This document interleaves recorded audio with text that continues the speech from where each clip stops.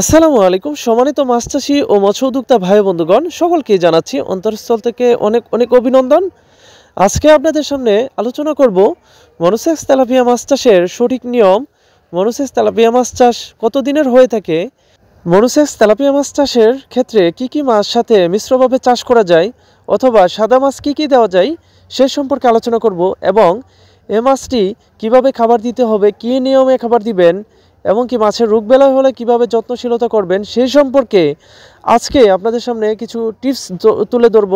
সম্মানিত দর্শক, আশা করব সম্পূর্ণ ভিডিও দেখবেন, এবং আপনারা যারা আমার চ্যানেলে নতুন আছেন তারা এখনই সাবস্ক্রাইব করে বেল আইকনটি প্রেস করে দিবেন, এতে করে নতুন নতুন ভিডিও আপনার সম্মুখে চলে আসবে।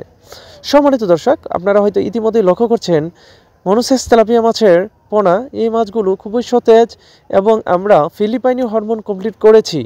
সাধারণ নিয়মে মাত্র 28 দিন হরমোন খাওয়ালেই এই মাছটি মনোসেক্স তেলাপিয়া হিসেবে গণ্য করা হয়, কিন্তু আমরা এই মাছটিকে 35 দিন হরমোন খাওয়ানো হয় যাতে মাছের রেজাল্টটি ভালো হয়, মাছ দ্রুত বর্ধনশীল হয়।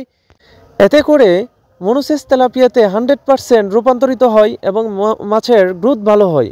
সম্মানিত দর্শক, আপনারা যারা এই মনোসেক্স তেলাপিয়া মাছটি চাষ করতে চাচ্ছেন, মাত্র 4 মাস চাষ করলেই এই মাছগুলো বাজারজাত করতে পারবেন। তবে ক্ষেত্র বিশেষ অনেকেই 1 বছর চাষ করে থাকে। 1 বছর চাষ করতে পারলে বাজারে মাছের রেট ভালো পাওয়া যায়, মাছের সাইজ বড় হলে রেট ভালো পাওয়া যায়। সম্মানিত দর্শক, এখন আসেন মাছের কিভাবে যত্নশীলতা করবেন, মাছেরকে কিভাবে খাবার দিবেন। প্রথম অবস্থায় যখন মাছগুলো ছোট থাকে তখন পাউডার কন্টিনিউ করতে হবে।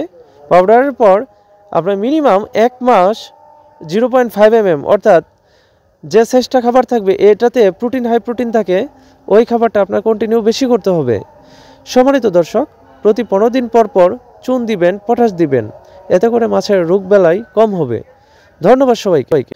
মাছ যত বড় হবে বাজারে রেট ভালো পাওয়া যায়। আপনার হাতে যদি সময় বেশি থাকে, লং টাইম অর্থাৎ 1 বছর মাছ চাষ করতে পারেন। 1 বছর চাষ করতে পারলে 1 থেকে 1.5 কেজি ওয়েট পর্যন্ত হয়ে থাকে। সম্মানিত দর্শক, তেলাপিয়া মাছের সাথে আপনি যদি কার্পো মাছ অথবা মির্গা মাছ দেন, পুকুরের তলদেশের গ্যাস কম হবে, এতে করে মাছ অক্সিজেন ভালো পাবে। বিনা খরচে কার্পো মাছ অথবা মির্গা মাছ কিন্তু বড় হয়ে যাবে। অল্প কিছু সিলভার কাপ দিতে পারেন, কারণ সিলভার কাপ উপরের স্তরে থাকে। এক কথায় কার্প জাতীয় মাছগুলো বিনা খরচে বড় হয়ে যাবে।